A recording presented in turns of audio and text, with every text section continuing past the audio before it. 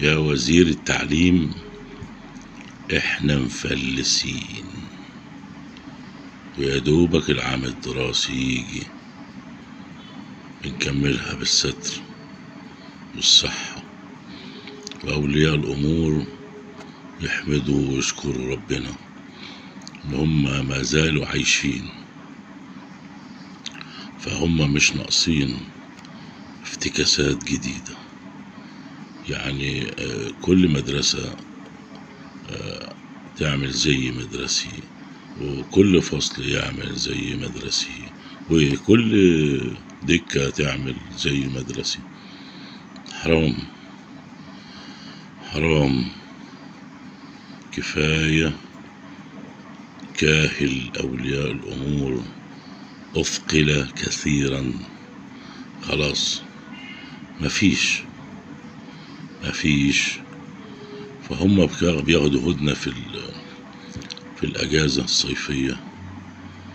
على رأي ست الله يرحمها كانت بتسميها المسامحة، يعني المسامحة قربت تخلص، ووزير التعليم والحكومة ما عندهاش مسامحة. يعني التسامح ده شيء جميل، يعني زي التسامح الضريبي مثلا، إنما يا ريت يبقى عند السيد وزير التعليم شوية مسامحة. يعني خد بالك مننا، خد بالك من أولياء الأمور.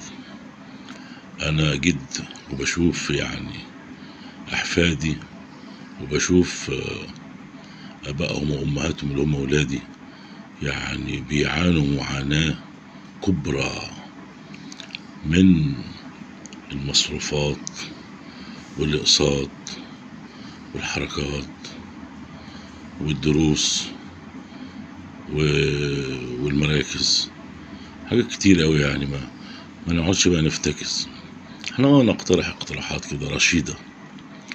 يعني نقول كل منطقة تعليمية يبقى ليها زي موحدين فرن، ماشي.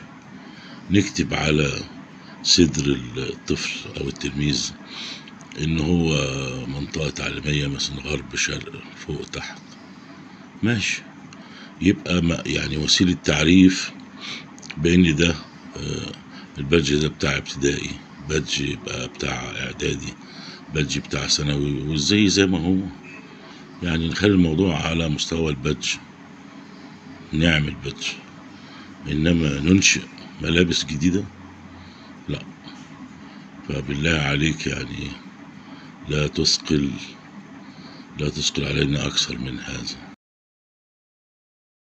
يا وزير التعليم، احنا مفلسين ويا دوبك العام الدراسي يجي بنكملها بالستر والصحة، وأولياء الأمور يحمدوا ويشكروا ربنا إن هم ما زالوا عايشين،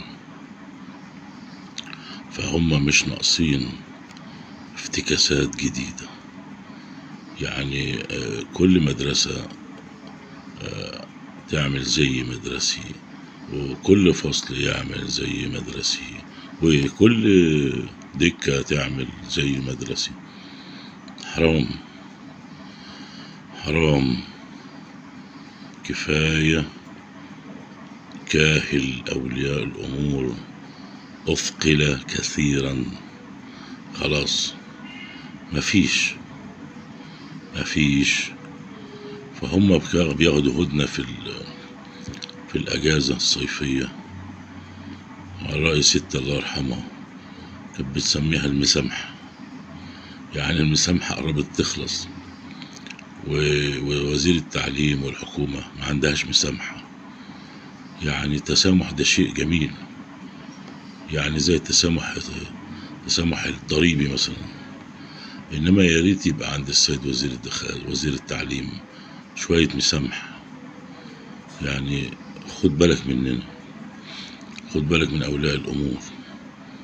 أنا جد وبشوف يعني أحفادي، وبشوف أبائهم وأمهاتهم اللي هم أولادي، يعني بيعانوا معاناة كبرى من المصروفات والإقساط والحركات والدروس والمراكز، حاجات كتير أوي يعني ما نقعدش بقى نفتكس.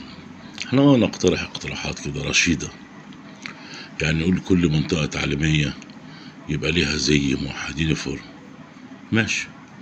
نكتب على صدر الطفل أو التلميذ إن هو منطقة تعليمية مثلا غرب شرق فوق تحت، ماشي. يبقى يعني وسيلة تعريف بإن ده البادج ده بتاع ابتدائي، بادج يبقى بتاع إعدادي، بادج بتاع ثانوي، وإزاي زي ما هو. يعني نخلي الموضوع على مستوى البادج، نعمل بادج، إنما ننشئ ملابس جديدة لا. فبالله عليك يعني لا تثقل علينا أكثر من هذا.